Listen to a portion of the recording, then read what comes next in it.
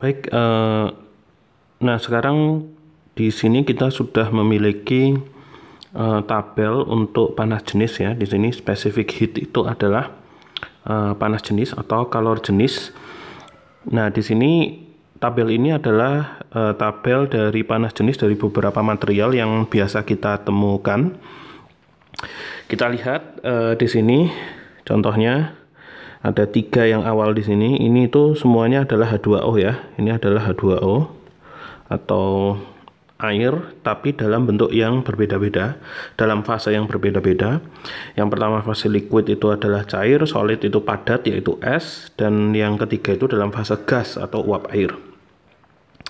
Kemudian kita bisa lihat yang di sebelah sini itu adalah 3 buah nilai panas jenisnya masing-masing. Jadi untuk suatu material ketika dia berada di fase yang berbeda-beda atau wujud zat yang berbeda-beda, maka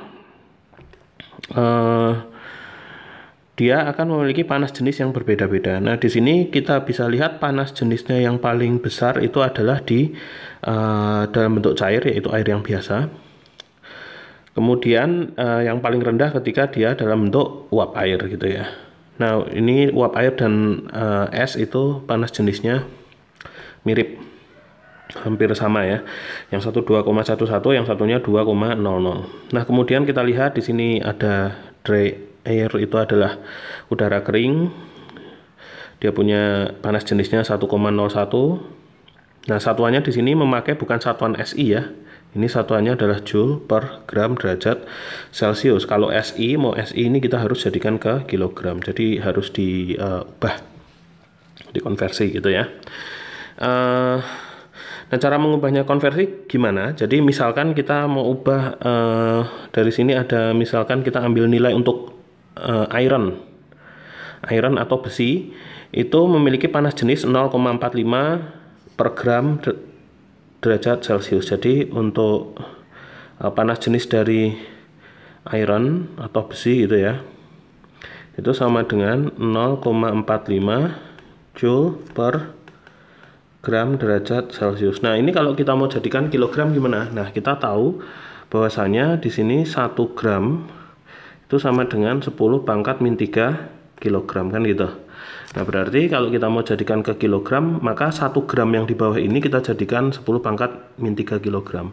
Sehingga saya punya C besi itu sama dengan 0,45 Joule per ini 10 pangkat min 3 kilogram derajat Celcius. Nah gitu, 10 pangkat min 3 nya bisa dinaikkan ke atas jadi 10 pangkat 3 gitu ya. Jadi kalau kita mau tulis, kita misalnya pindah di sisi kiri karena tempatnya udah nggak cukup, berarti CB nya itu nanti sama dengan 0,45 kali 10 pangkat 3 gitu kan, Joule per kilogram derajat Celcius, atau sama dengan berapa itu, 450 ya, atau sama dengan panas jenis besi itu adalah 450 Joule untuk 1 kilogram. Nah, atau satunya nggak usah ditulis, dari sini satuan aja ya, Joule kilogram derajat Celcius gitu.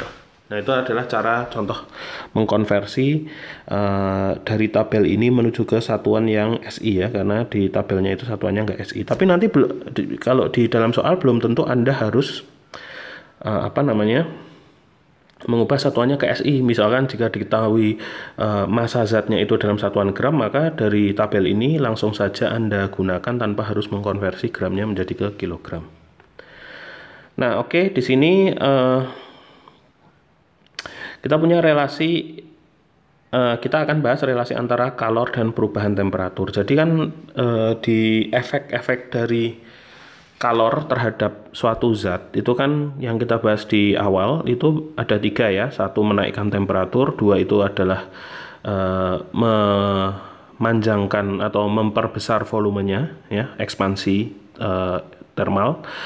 Dan yang ketiga itu adalah mengubah fasenya ya. Jadi misalnya dari padat menuju cair, dari cair menuju gas gitu.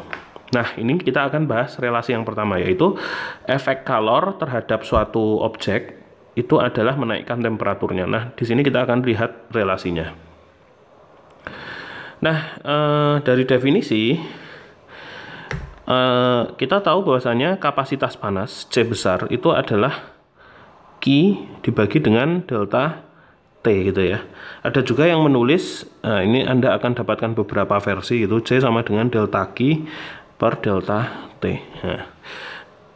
Nah itu sebenarnya maksudnya sama dengan delta, itu yang menyatakan adalah perubahan masuk atau keluar masuknya panas ke dalam suatu objek gitu ya, atau perubahan panas pada suatu objek.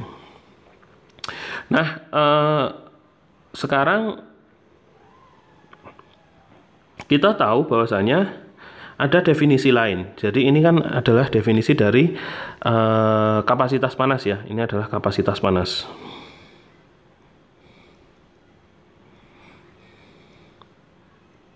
Oke, ini adalah definisi dari kapasitas panas. Kemudian kita juga punya definisi dari panas jenis. Ya, panas jenis. Ingat kalau kapasitas panas itu tadi yang bergantung terhadap jumlah materialnya. Jadi semakin besar suatu objek ukurannya ataupun masanya, maka kapasitas panasnya akan semakin besar. Sedangkan panas jenis itu adalah kapasitas panas untuk jumlah massa objek yang sudah difikskan, atau jumlah massa suatu zat yang sudah difikskan sebanyak 1 kg ataupun 1 gram, ataupun difikskan ke misalnya satuan massa yang lain gitu, misalnya bisa pound dan lain sebagainya. Kalau SI-nya tentu dalam kilogram gitu ya, kalau pakai CGS dalam gram. Nah, definisi dari panas jenis itu apa? Panas jenis itu adalah C kecil, yaitu kapasitas panas per satuan massa, kan gitu ya. Ini yang menjadikan dia jadi tidak tidak memiliki keterkaitan dengan banyaknya jumlah zat, karena dia sudah per satuan massa gitu. Nah, sekarang dari sini kita bisa ubah. Ini kita bisa tuliskan bahwa kapasitas panas itu bisa dituliskan sebagai panas jenis dikali dengan M atau massanya. Oke, jadi kita tinggal pindah ruas. Nah, kemudian perhatikan di sini kita punya dua buah rumusan yang untuk C. Yang satu kita bisa pakai yang ini, satunya kita bisa pakai yang ini. Sehingga karena sama-sama C, maka yang di sisi kanan itu di dua persamaan ini kita bisa sama dengankan. Kalau kita sama dengankan itu, maka di sebelah kiri misalnya ini sama dengan kapasitas panas sebagai Q kali delta T, Q dibagi dengan delta temperatur. Yang di sebelah sini sama dengan massa dikali dengan panas jenis. Nah, dari sini kita bisa dapatkan hubungan antara kalor, yaitu Q, dengan perubahan temperatur, yaitu kita pindah ruas Q sama dengan M kali C kali delta T. Nah, ini adalah rumus yang mungkin sudah Anda cukup kenal dengan baik sejak mungkin SMA atau SMP ya. Ini mungkin materi ini sudah diberikan. Nah, ini tadi penurunannya jadi cukup simpel menggunakan definisi kapasitas panas dan panas jenis. Kita dapatkan rumus Q sama dengan M kali C kali delta T, yaitu massa kali panas jenis kali perubahan temperatur. Jadi kita bisa lihat di sini kalau saya punya Q, maka saya akan punya kenaikan temperatur di sisi kanannya.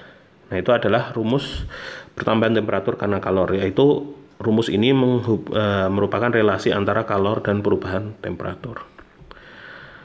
Oke. Nah, berikutnya kita akan bahas seperti yang sudah saya singgung di awal, bahwa kita akan membahas yang kita pembahasannya itu kita urutkan adalah kenaikan temperatur dan perubahan wujud zat. Oke.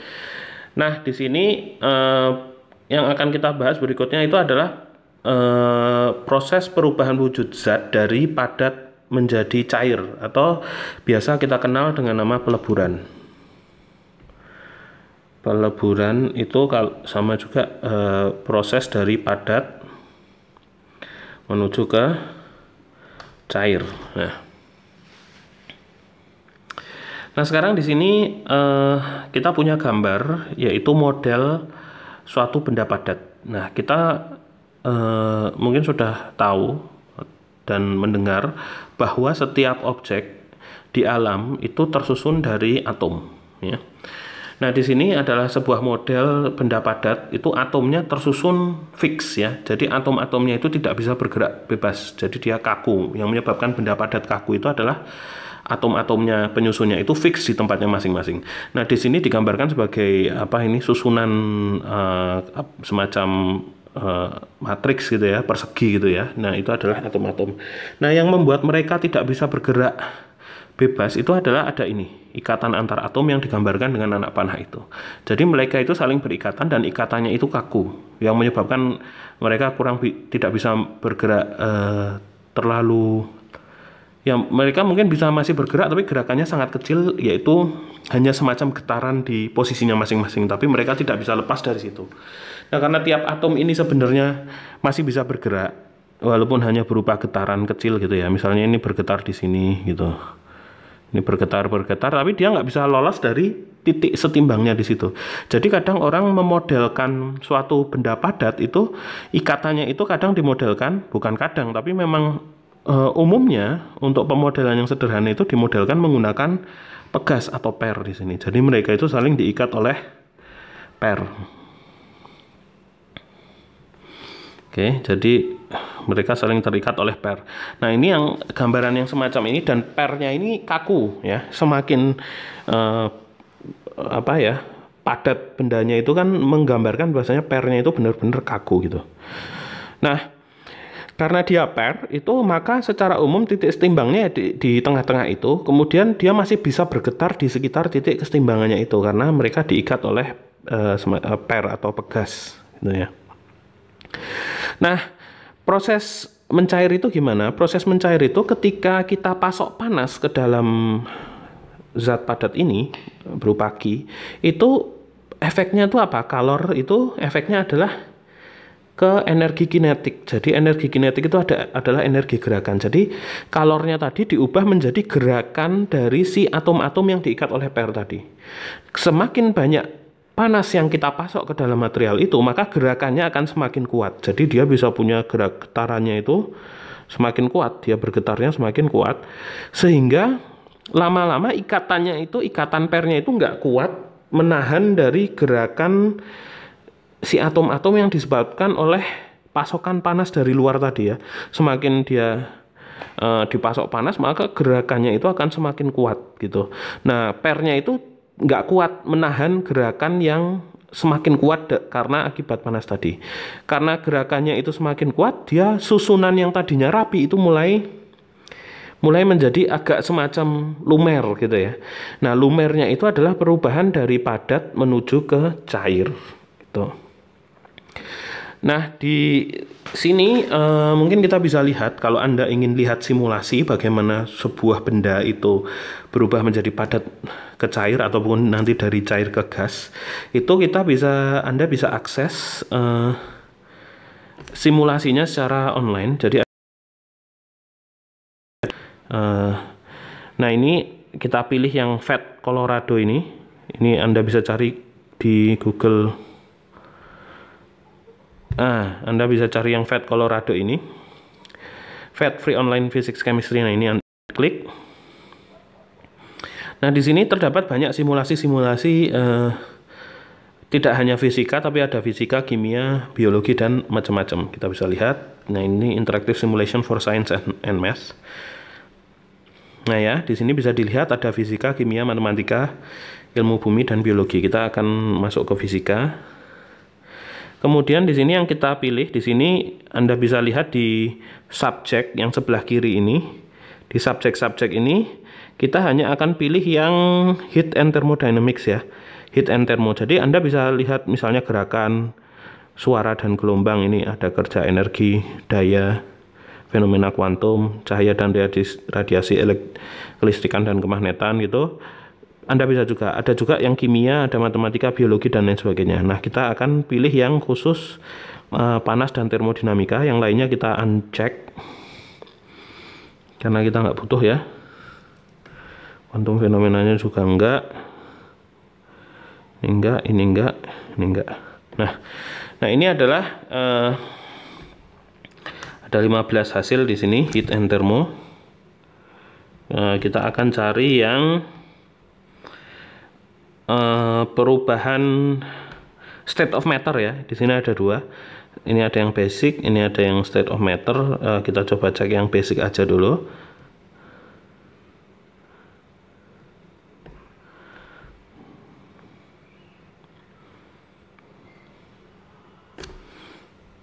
Kita akan jalankan simulasinya. Nah, ini nanti Anda bisa coba-coba sendiri ya. Tinggal masuk ke browser saja. Nah, kita ingin perubahan, jadi ini ada pada cair gas, kita ingin phase change, jadi perubahan fase. Nah, kita bisa lihat susunan yang sebelah kiri ini adalah susunan yang padat, benda padat, sedangkan yang di sebelah kanan ini bisa jadi dalam bentuk cair ataupun dalam bentuk gas. Kita klik. Nah, di sini kita bisa lihat, kalau Anda mau lihat di pojok sebelah kanan atas yang di atom and molecules ini, Anda bisa pilih tipe-tipe atomnya, bisa neon, bisa argon, bisa oksigen, O2, bentuknya kayak gini. Oksigen juga bisa dalam bentuk keadaan padat. Kalau oksigen bisa juga air, water ini ya. Nah, kita bisa lihat di situ adalah air dalam keadaan padat. Nah, sekarang kita coba cek yang misalnya neon dulu, neon. Nah, neon, nah di sini Anda perhatikan di sini ada pilihan temperaturnya. Anda bisa dalam bentuk Kelvin ataupun dalam bentuk derajat Celcius. Kita pilih yang derajat Celcius. Jadi di sini adalah kondisi Celciusnya itu adalah minus 259 derajat Celcius dan keadaan gas neon itu dalam fase padat. Nah, kalau kita mau jadikan fase cair, kita tambahkan panasnya. Jadi di bawah ini ada ember, itu ada heat and cool. Kalau ini kita naikkan, di sini kayak ada apinya itu ya. Nah, perhatikan ketika ini apinya saya naikkan, temperatur di sini akan, yang di atas itu akan berubah ya, akan naik. Pressure-nya nanti juga kemungkinan akan berubah. Nah, sekarang, nah ketika dipanaskan, kita sudah lihat di sini bentuknya jadi tidak rigid lagi ya. Yaitu ini kemungkinan dia sudah mulai berada dalam bentuk cair ya. Jadi neon di minus 248 derajat Celcius itu bentuknya sudah berupa neon cair ya. Kemudian kalau kita panaskan lagi, gimana? Dia akan berubah menjadi gas. Nah ini, nah kalau kayak gini dia sudah berubah menjadi gas. Jadi gerakannya itu apa namanya? Sudah benar-benar acak ya, tiap molekulnya sudah saling bebas. Jadi itu bukan artinya mereka benar-benar bebas, tapi sebenarnya di antara atom-atom ini tuh ada gaya tariknya ya, ada gaya tariknya. Sehingga kalau kita dinginkan, nah mereka bergerak secara acak itu karena energi yang dipasok oleh panas tadi ya. Itu berubah menjadi energi gerakan atau energi kinetik. Tapi kalau kita dinginkan, maka gaya tarik pernya tadi akan menjadi kuat lagi dan menarik mereka untuk saling mendekat sehingga mereka akan kembali dalam bentuk padat. Nah, sekarang coba kita dinginkan, kita coolkan. Di sini dikasih es gitu ya. Kalau kita dinginkan, mereka akan kembali lagi ke dalam, misalnya ini mulai kembali ke dalam bentuk cair ya. Karena ikatannya antar atomnya lebih kuat daripada energi panasnya. Kemudian di sini kalau kita dinginkan lagi, mereka akan kembali menuju fase padat gitu ya. Nah, Anda lihat di sini dalam keadaan fase padat, walaupun mereka sudah tersusun rapi, tapi mereka tetap bergerak kan, semacam bergoyang-goyang gitu ya di sekitar titik setimbangnya masing-masing itu. Nah, itu yang kita modelkan sebagai sebenarnya mereka itu diikat oleh pair ya, ada ikatan antar atom. Nah, kita lihat di sini minusnya itu berapa sih? Minus 269 derajat Celcius ya, atau 5 Kelvin di situ.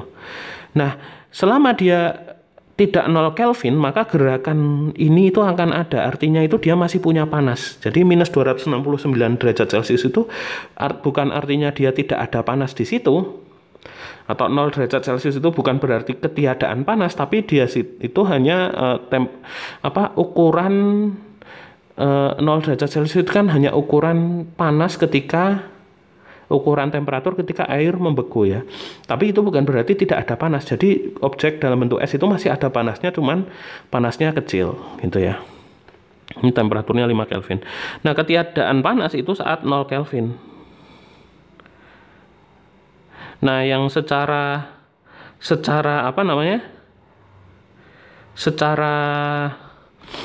eksperimen itu ada yang mengatakan tidak akan pernah bisa dicapai. Harusnya minus 273 ya. Minus 273 derajat Celcius itu adalah 0 Kelvin atau ketiadaan panas. Dan dia nggak bisa di sini, di simulasinya pun tetap menggambarkan yang paling kecil bisa dicapai itu hanya 1 Kelvin. Nah, di 1 Kelvin ini pun kalau Anda perhatikan secara teliti, sebenarnya atom-atomnya ini masih ada gerakan goyang-goyangannya kecil gitu ya. Yang artinya menandakan dia masih ada panas di situ. Nah, itu adalah penggambaran dari simulasi di FET tadi. Nah, sekarang kita kembali ke model kita. Jadi, itu penggambaran ya, bahwasanya atom ketika dalam bentuk padat itu dia stabil di titik setimbangnya, tapi masih ada gerakan getarannya. Ketika panas dimasukkan, bentuknya mulai berubah. Kenapa? Karena gerakan panas, gerakan akibat panas tadi mengalahkan kekuatan pairnya gitu. Nah, sekarang rumusnya seperti apa sih? Rumusnya secara umum untuk menggambarkan fenomena ini, itu ini Q sama dengan M kali L. Jadi panas yang dibutuhkan untuk meleburkan suatu objek itu adalah massa dikali dengan L itu yang kita sebut sebagai kalor lebur. Jadi ini kalor lebur ini adalah L ya. Massa dikali kalor lebur. Nah, kalor lebur itu biasanya sudah ditabulasi di sini. Nah, di sini ada definisi dari kalor, bukan definisi, maksudnya tabel nilai kalor lebur dari berbagai macam zat ya. Nah, di sini misalnya S itu titik leburnya ada di 0 derajat Celcius dengan kalor lebur 334 kJ per kilogram ya. Artinya S itu dia mulai berubah fase menjadi cair di 0 derajat Celcius pada kalor leburnya, nilai L-nya itu sama dengan 334 kali 10 pangkat 3. Kilo itu kan kali 10 pangkat 3 ya, joule per kilogram atau 334.000 joule per kilogram. Jadi kalau dia sudah S, Anda punya S sebesar 1 kg atau sebanyak 1 kg S pada temperatur 0 derajat. Jadi 0 itu kan belum itu adalah temperatur lebur ya. Jadi proses meleburnya sendiri belum. Tapi supaya untuk mendorong dia untuk melebur, Anda harus pasok energi sebesar 334.000 joule untuk 1 kg tadi. Baru dia mulai mencair gitu ya. Nah, di sini pun ada es, aluminium, kuningan, dan ini logam-logam macam-macam gitu ya. Di bawah itu adalah semuanya udah logam. Nah, ini adalah nilai kalor lebur dari berbagai macam zat. Kemudian, nah di sini ada semacam contoh soal ya. Jadi misalkan di sini, tapi di sini nanti ini proses peleburan yang di sini. Kemudian habis itu ada proses pemanasan lagi. Oke, jadi kita punya di sini kita punya es dalam kondisi awal itu misalnya minus 5 derajat Celcius. Kemudian kita panaskan esnya sehingga naik temperaturnya sampai 0 derajat Celcius yang di sini. Esnya udah 0 derajat Celcius. Kemudian di sini tetap kita masukkan panas. Dengan panasnya itu besarnya adalah Q2. Kalau tadi panasnya Q1, sekarang panasnya Q2. Q2 ini panas yang digunakan untuk meleburkan es. Jadi ketika suatu objek itu sedang dalam titik leburnya, yaitu 0 derajat Celcius, kalau Anda masukkan titik lebur, misalnya es itu 0 derajat Celcius, kalau Anda masukkan panasnya itu tidak digunakan untuk menaikkan temperatur seperti yang kita bisa lihat dari datarnya grafik yang ada di situ. Tapi panasnya tadi digunakan untuk merubah wujud dari es menjadi air dengan temperatur yang sama ya. Kita lihat antara es dan air tidak ada kenaikan temperatur, sehingga panasnya Q2 tadi digunakan untuk mengubah wujud es menjadi air. Kemudian kalau sudah jadi air, kita masih bisa panaskan lagi. Kita masukkan panas sejauh Q3, mulai dari air yang tadinya itu 0 derajat Celcius sampai air yang menjadi 25 derajat Celcius. Nah, di sini kita akan hitung besarnya Q1, Q2, dan Q3. Nah, untuk setiap proses perubahan temperatur yang kayak gini, maksudnya ada kenaikan temperatur, rumusnya itu kita pakai, misalnya ini Q1 sama dengan MC kali delta T1 ya. Yang untuk yang di sini, untuk memanaskan air yang Q3 ini, maka rumusnya adalah Q3 sama dengan MC kali delta T3. Sedangkan untuk proses peleburan tadi, Q2 itu sama dengan massa dikali dengan kalor lebur, kan gitu ya. Nah, sekarang kita bisa hitung satu-satu. Di sini misalnya masanya itu kita berikan, di sini masanya adalah 5 gram S gitu ya. Jadi di sini saya punya 5 gram dikali dengan panas jenis dari apa? S ya, panas jenisnya dari S, CS, yang di atas ini C air. Nah, panas jenis S tadi berapa? Kita lihat di slide yang sebelumnya. Nah, ini adalah panas jenis S. Panas jenis S itu adalah 2,11 Joule per gram derajat Celcius. Ini 2,11 Joule per gram derajat Celcius. Terus dikalikan dengan perubahan temperatur delta T-nya. Delta T-nya berapa? Temperatur akhir dikurangi temperatur awal, kan 0. Jadi ini awalnya 0, akhirnya 0, awalnya min 5, 0 dikurangi min 5 jadi 5 derajat Celcius. Di sini 5 derajat Celcius. Ini adalah delta T-nya, delta T1.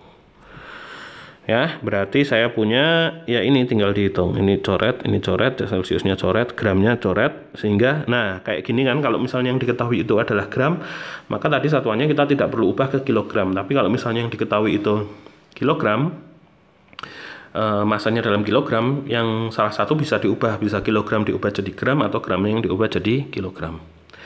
Nah, di sini berarti kita punya 25 dikali 2,11. Kita akan hitung pakai kalkulator.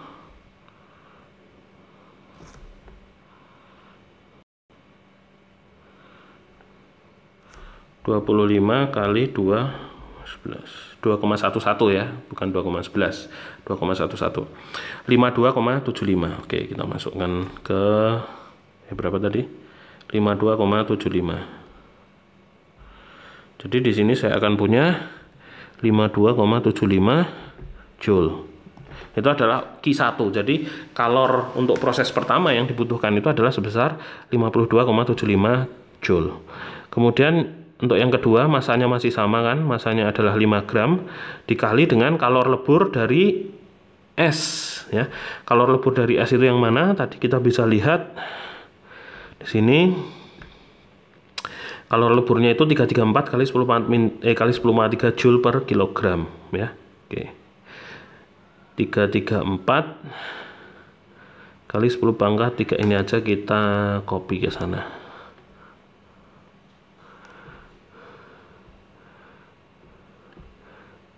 Copy.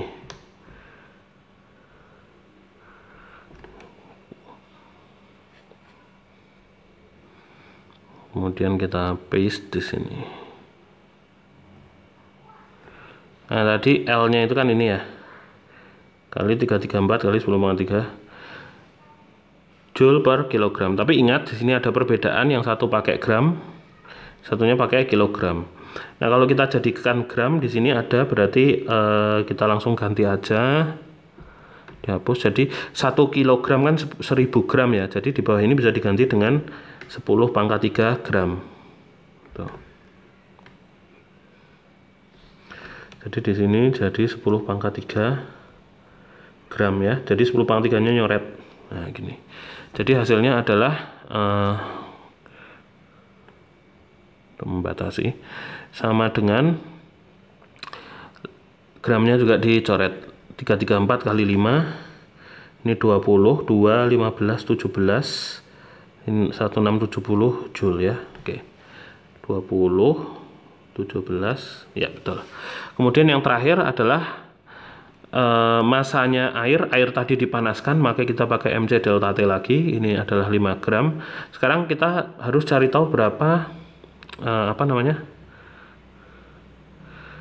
berapa panas jenis dari air. Kita cek di sini. Panas jenis dari air dalam bentuk cair itu 4,18 Joule per gram derajat Celcius. 4,18 Joule per gram derajat Celcius, dan perubahan temperaturnya itu 25, dari 0 sampai 25 adalah 25 derajat Celcius. derajat Celciusnya coret, gramnya dicoret, sehingga sisanya tinggal itu.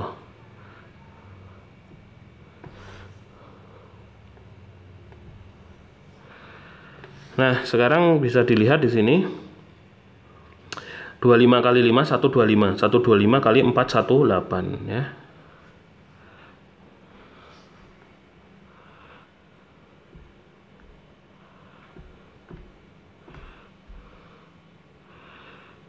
Satu dua lima kali 4,18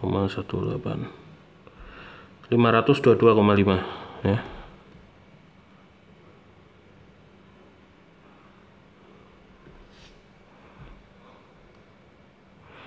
522,5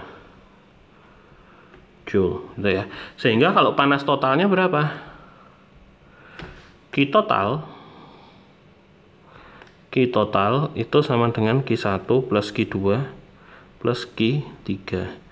Ya berarti Anda jumlahkan langsung 52,75 Joule plus 1670 Joule plus 522,5 Joule. Nah, itu tinggal dihitung aja menggunakan kalkulator bisa. Jadi ini adalah contoh cara menghitung proses peleburan dan kenaikan temperatur.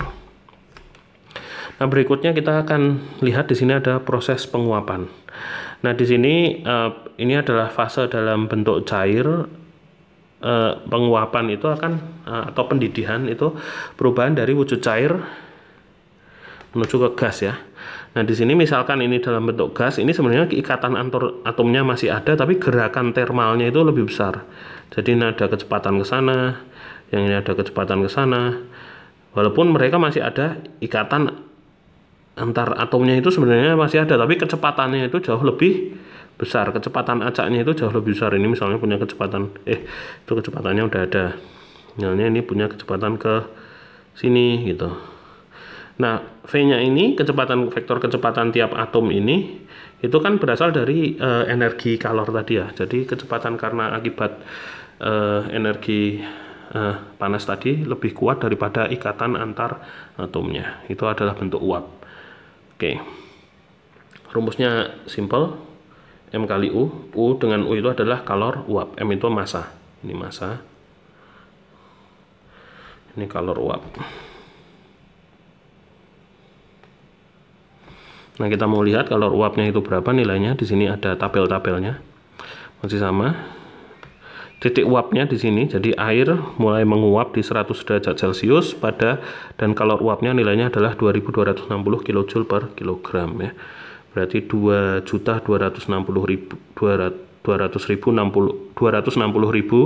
Joule per kilogram itu yang dibutuhkan. Dan di bawahnya ini semuanya adalah logam. Ke bawah ini logam. Jadi kalau ada pertanyaan, bisa nggak logam diuapkan? Bisa jawabannya. Bukan cuma air yang bisa diuapkan, tapi logam-logam itu kalau Anda panasin terus, yang tadinya udah dalam bentuk cair ya lama-lama berubah jadi dalam bentuk uap juga atau dalam bentuk gas gitu ya. Cuman kita lihat titik uapnya ini sangat-sangat besar ya. Kalau air itu 100 derajat Celcius, kalau seng itu 907 derajat Celcius, terus yang paling besar di sini apa? Platina nih. Platina itu sampai 3825 derajat Celcius. Jadi kalau Anda di bawah itu manasin platina, itu bentuknya masih dalam bentuk padat ataupun cair. Tapi kalau Anda sudah memanaskan platina sampai temperatur 3825 derajat Celcius, itu kalau Anda pasok lagi panas, dia tidak akan bertambah temperaturnya, tapi akan mulai berubah wujud. Dan wujud yang diperlukan jumlah panas yang diperlukan untuk merubah wujud ada di sini. 2410 kJ per kilogram gitu ya.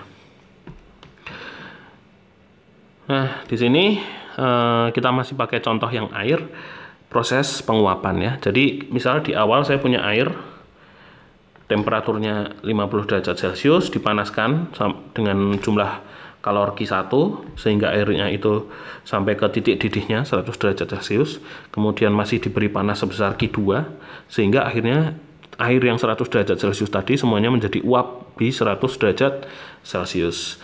Nah, sama untuk Q1 ini kita bisa hitung panasnya itu sama dengan M kali C kali delta T. Misalkan massa airnya itu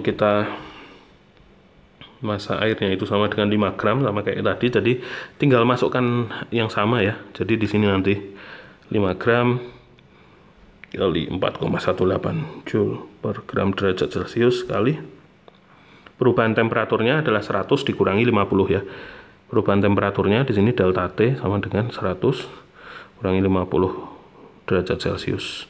Tuh ya, jadi 50 derajat Celcius. Ini 50 derajat Celcius. Celciusnya coret, gramnya juga dicoret.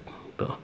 Kemudian kalau Q2 gimana? Q2 itu proses penguapan tadi hanya massa dikali dengan kalor uap. Masanya itu sama dengan 5 gram kali kalor uap air. Jadi 2260 kJ per kilogram. 2260 kJ per kilogram. Nah, di sini kita bisa tuliskan sama dengan 5 gram kali 2260 kali 10 pangkat 3 Joule kan kilojoule dibagi dengan 10 pangkat 3 gram gitu ya. 10 pangkat 3 nya habis, gramnya dicoret. Nah, jadi semuanya nanti satuannya dalam Joule. Nah, sekarang tinggal dihitung. Mari coba kita hitung menggunakan kalkulator. Untuk yang awal 50 kali 5 kali 4,18 hasilnya 1045. Jadi di sini 1045 Joule. Kemudian yang berikutnya 5 kali 2260 sama dengan 11.300 Joule. Itu ya. Nah, sehingga kalau saya mau tahu totalnya, Q total atau total panas yang dibutuhkan untuk mengubah air 50 derajat Celcius menjadi uap 100 derajat Celcius itu adalah Q1 plus Q2 sama dengan 1045 Joule plus 11.300 Joule sama dengan berapa nih? Ini berarti 12.345 Joule. Nah, itu adalah contoh soalnya. Ini adalah untuk proses pemanasan air dan proses penguapan. Nah, berikutnya adalah pemuaian termal. Kita akan bahas materi tentang pemuaian termal. Nah, seperti yang kita tahu tadi bahwasanya kalau benda solid, kita di benda solid ya, ini contohnya untuk benda padat, pemuaian termal benda padat. Ya, oke. Nah, biasanya kalau benda padat itu dipanaskan, itu kan tadi kita sudah tahu bahwasanya akan terjadi ikatan-ikatan antar atomnya itu kan semakin tidak kuat menahan gerakan termalnya ya, menahan gerakan termalnya. Nah, di sini gerakan termal itu diibaratkan di sini dengan getaran yang ada di sini. Getaran yang ada di situ, atom bergetar di sekitar posisi setimbang. Kalau kita masukkan panas Q ke sini, maka efeknya itu getarannya akan menjadi lebih kuat ini ya. Getaran lebih kuat.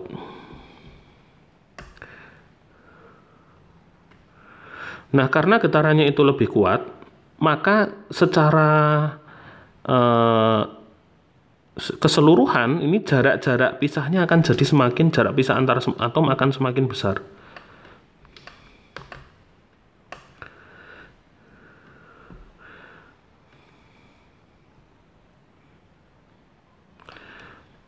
Akan semakin besar. Ya, jarak pisah antar atomnya akan semakin besar. Yang kalau kita panaskan lagi, maka mereka semakin besar lagi jarak pisahnya, tapi sudah tidak mempertahankan bentuknya, yaitu berubah menjadi fase cair. Nah, pemuaian termal itu adalah jarak pisah antar atomnya semakin besar, tapi mereka masih mempertahankan bentuknya ya. Bentuknya masih teratur, tapi jarak pisah atomnya sudah semakin besar. Nah, itu efeknya secara makroskopik apa? Efeknya yang bisa kita lihat secara makroskopik di bendanya itu sendiri itu adalah nanti volumenya jadi akan bertambah besar. Bisa volume, bisa panjang gitu ya. Jadi intinya dimensi ukuran dari bendanya itu akan semakin besar.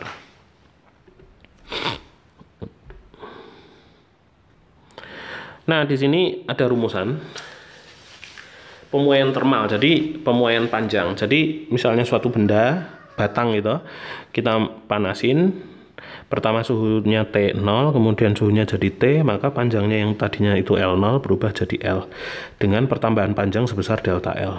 Nah, delta L-nya sendiri itu berbanding lurus dengan panjang awal, dan delta L-nya juga itu pertambahan panjangnya ini berbanding lurus dengan perubahan temperatur delta T-nya. Perubahan temperatur itu adalah temperatur akhir dikurangi temperatur awal. Nah, untuk rumusnya sendiri itu adalah delta L itu sama dengan suatu konstanta kesebandingan yang kita kenal dengan nama koefisien muai panjang yang simbolnya adalah huruf alfa, dan dia sebanding lurus dengan L0 dan sebanding lurus dengan perubahan temperatur ini ya. Sehingga kalau misalnya saya punya suatu objek yang panjang awalnya itu L0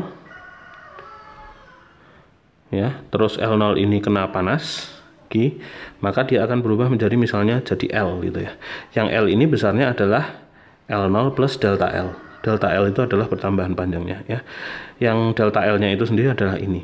Jadi kita bisa tuliskan L itu sama dengan L0 plus alpha and L0 delta T. Nah, oke, alfanya ini tadi saya belum kasih nama. Namanya adalah koefisien muai panjang. Oke.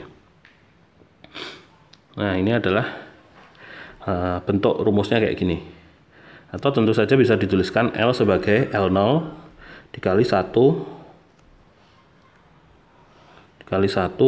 plus alfa delta T. Nah, ini bisa juga ditulis kayak gini. Oke, berikutnya ini adalah rumusan untuk pemuaian panjang. Dengan L ini apa? L itu adalah panjang akhir ya. L itu panjang akhir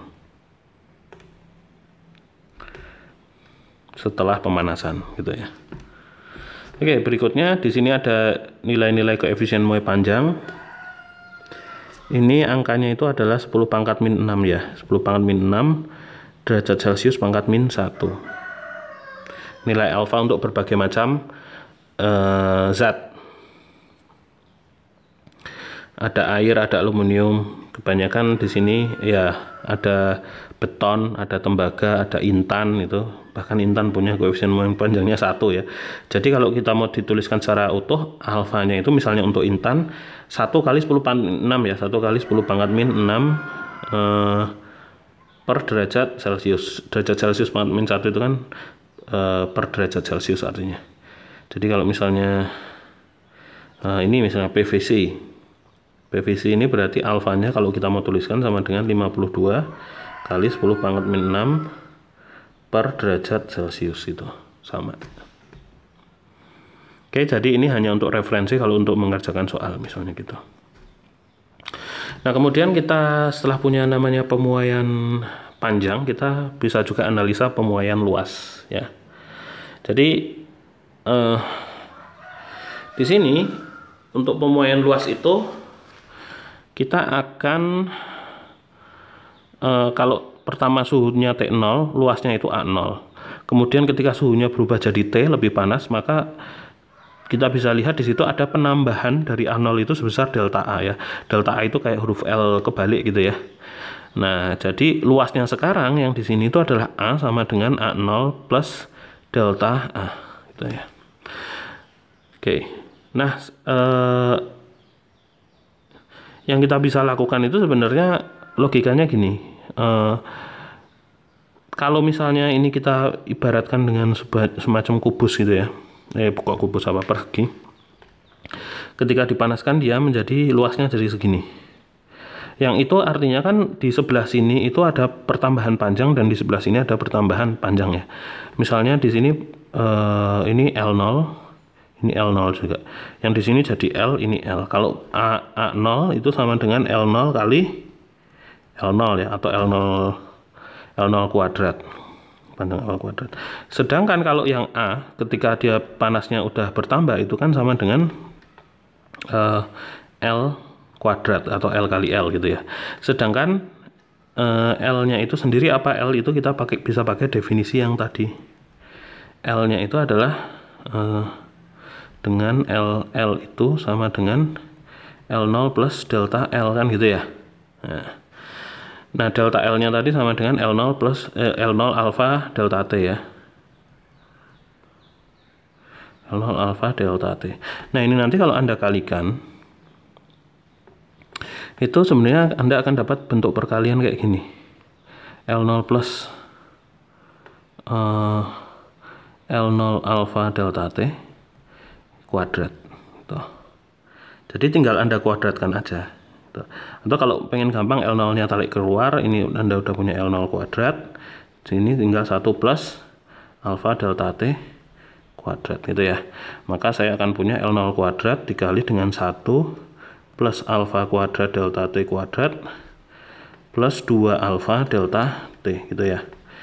Nah sekarang kalau dituliskan A berarti sama dengan L0 kuadrat plus 2 alfa L0 kuadrat delta T plus di sini alfa kuadrat L0 kuadrat delta T kuadrat. Saya hanya tinggal susun ulang aja. Nah berarti kan di sini kita tahu yang di sini ini adalah, nah alfa itu sebenarnya adalah nilai yang sangat kecil ya. Seperti kita lihat di sini tadi alfa itu dalam order 10 pangkat min 6. Jadi alfa ini kalau alfa dikuadratkan ini nilainya sangat kecil ini. Sangat kecil. Sehingga kita bisa abaikan. Sangat kecilnya itu sangat mendekati 0, Sehingga untuk rumusannya itu saya punya A, sisanya tinggal sampai suku yang signifikan itu adalah L0 kuadrat plus 2 alfa L0 kuadrat delta T kan gitu. Nah di sini ini sama dengan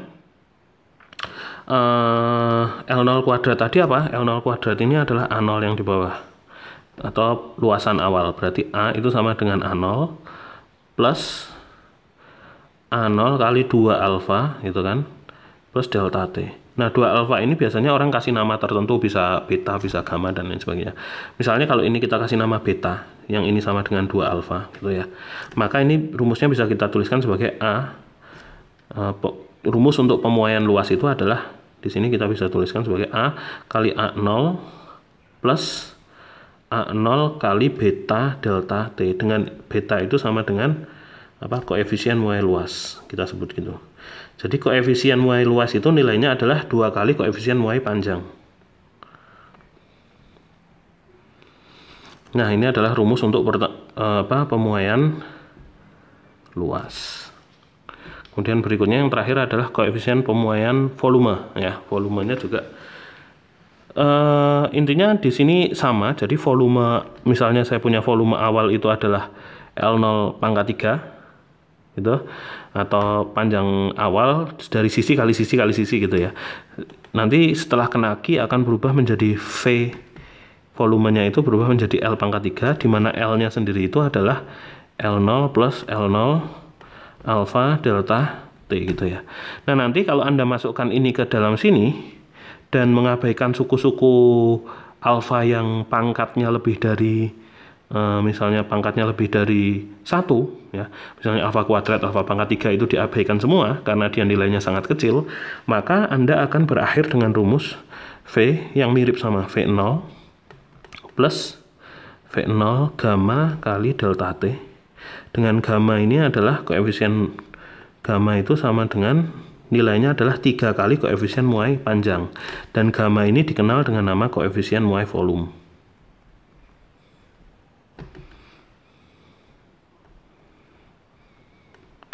Caranya sama persis, cara penurunannya dengan koefisien muai luas tadi. Jadi kita akan mengabaikan suku-suku yang punya alfa pangkat 2 ataupun alfa pangkat 3 gitu. Karena nilai alfanya tadi sangat kecil. Jadi ini adalah rumus untuk pemuaian volume. Nah berikutnya, nah ini kan berarti delta volumenya tuh yang ini ya. Jadi delta volumenya atau pertambahan volume itu adalah suku yang kedua yang ada di sini. Ini adalah delta volume atau pertambahan volumenya. Itu volume 0 gamma kali delta T itu. Untuk yang tadi juga sama, pertambahan luasnya, maka dari sini kita kesimpulkan delta A atau pertambahan luasnya itu sama dengan A0 beta kali delta T. Dengan beta adalah 2 kali alfa. Alfa itu koefisien Y panjang. Itu ya, gamma ini kesimpulan-kesimpulan yang penting. Nah, terakhir kita akan bahas satu contoh soal di sini. Kita lihat sebuah bola kaca kecil memiliki diameter 6 mm pada temperatur 20 derajat Celcius. Berapakah diameter bola kaca tersebut pada temperatur 80 derajat Celcius kan gitu. Nah, ini jelas kita berurusan dengan muai volume ya, pemuaian volume. Pemuaian volume bola kaca. Nah, kita tahu kalau koefisien pemuaian volume kita pakai rumusan volume akhir itu sama dengan volume awal dikali 1 plus tadi apa,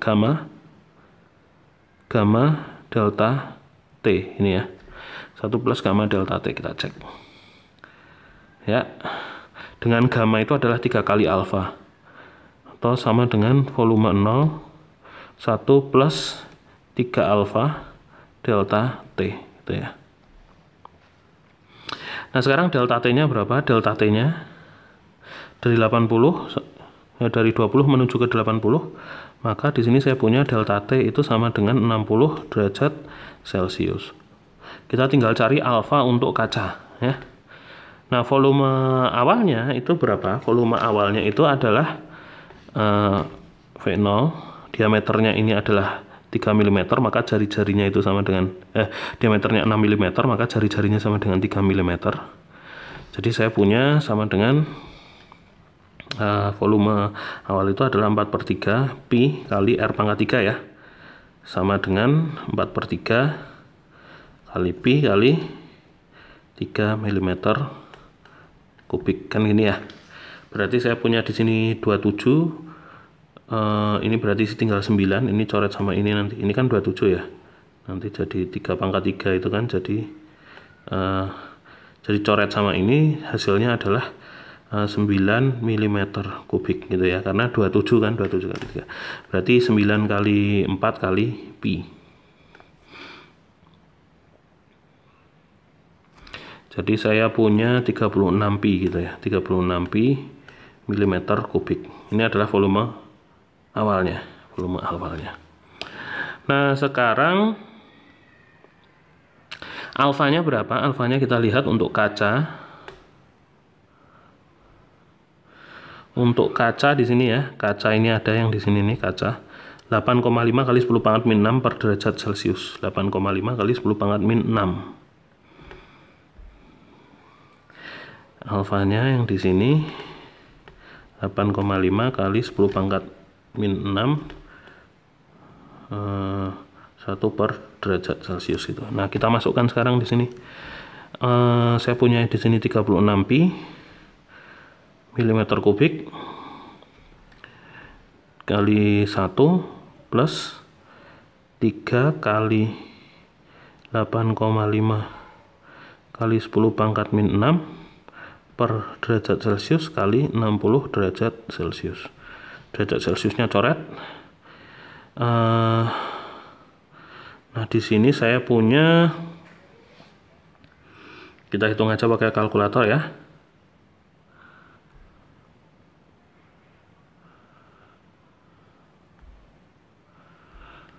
Nah, yang saya punya adalah 3 kali 8,5 kali 10 pangkat min 6 kali 60 plus 1. Nah, itu 1, ini ya.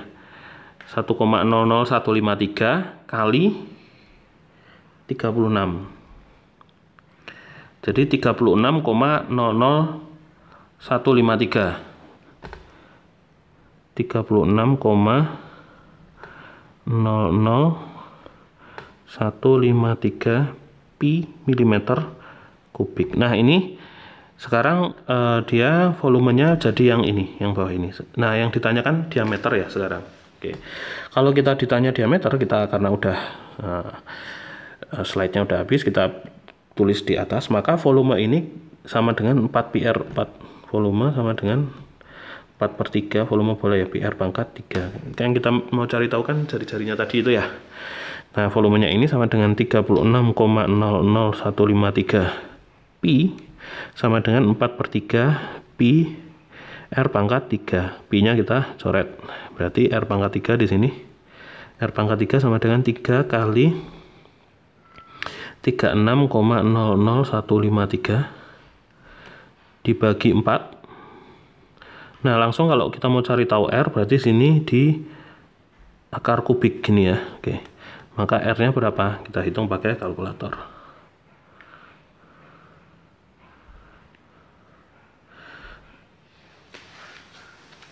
Oke,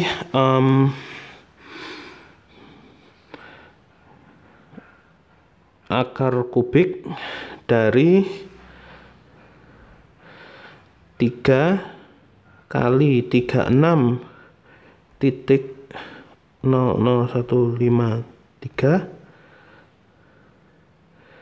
dibagi 4 sama dengan 3, 0-nya ada 4 terus 42. Kita tulis di sini 3,000,04245 gitu aja. 425 gini. Nah, kita lihat bahwasanya ternyata jari-jarinya itu bertambahnya hanya sangat kecil. Diameternya ya 2 kali ini, berarti 6, diameter setelahnya itu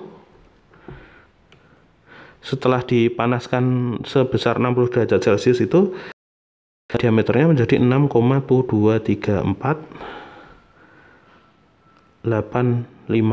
Jadi pertambahan diameternya itu hanya sebesar 0,000 atau delta D-nya ya. Delta D-nya sama dengan 0,00085 mm.